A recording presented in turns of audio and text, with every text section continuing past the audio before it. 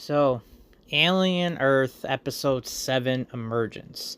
Now, I know this is coming out again, missing another week, but this was so I could finish the last two episodes and get them out and get them done recording.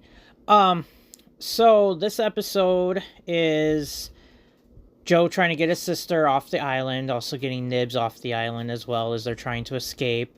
While all of that's going on, Murrow is coming on with Weyland-Yutani troops to try and grab the assets and get them off the island. And everything is just going to haywire. It's all going crazy. And shit's be going sideways here. So, my pros for this episode, which are not many. I'm just saying this was not the best episode. This might be the worst episode of the season to me. But my pros, I did like that we got to see Boy Cavalier starting to lose it.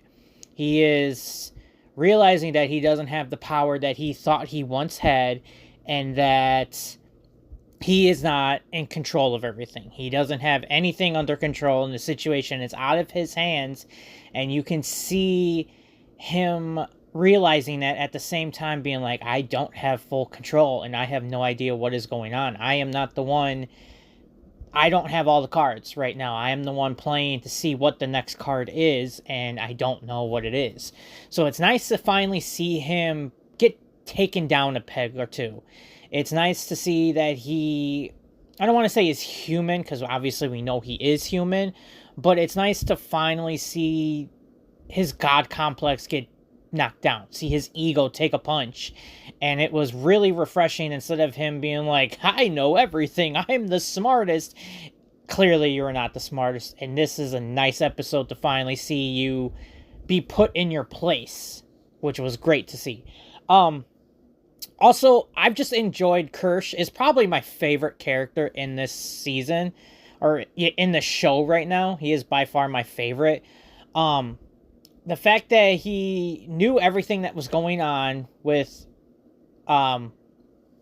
Isaac and everything sucked, but like, you don't know what his real true intentions are, because he ends up helping Slightly and Smee take the body out of the place to give it to Murrow, but then at the same time he's sitting there grounding them for what they did. And like, I have no idea if he actually truly cares, or if he was only doing it to get back at Boy Cavalier, because he doesn't like Boy Cavalier.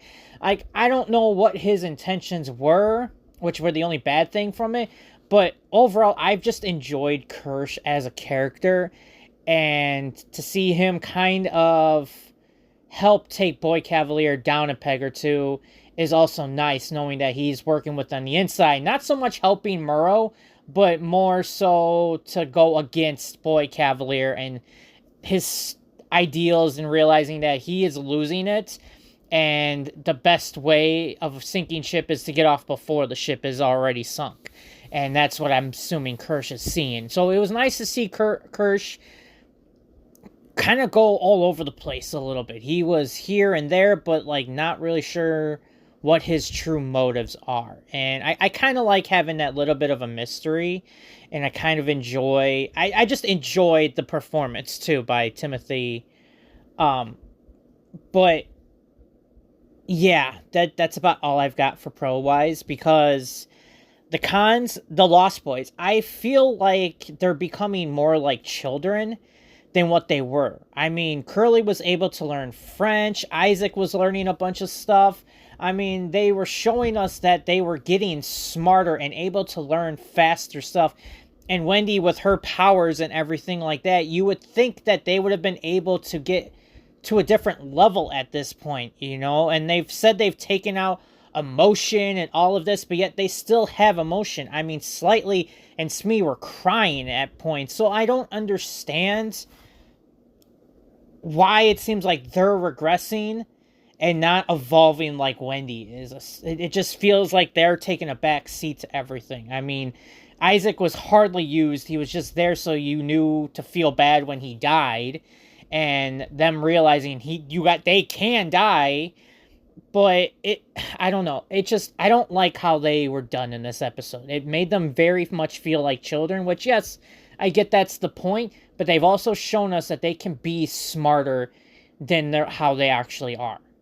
Learning, being able to learn a whole bunch of things in a short amount of time, and it doesn't seem like we're seeing that now. We're seeing them not use that, and it's almost like they forgot that they can learn on a whole new level, and now it seems like they've regressed so much, and I don't know how I feel about that, and I don't know if I like that they're doing that at all.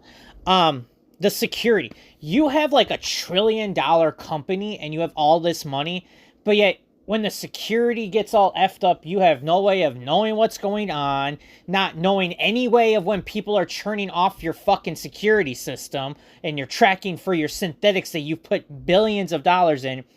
You have no, like, drone flying around to let you know when the other companies are coming at your island. Like, you have no way of protecting yourself if shit goes south.